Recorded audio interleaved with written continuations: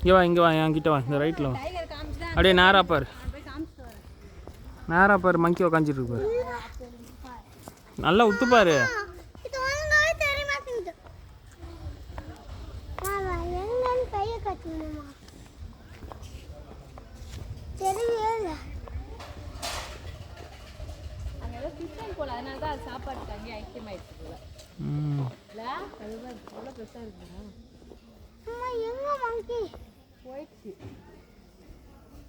Video எடுக்கலாமா?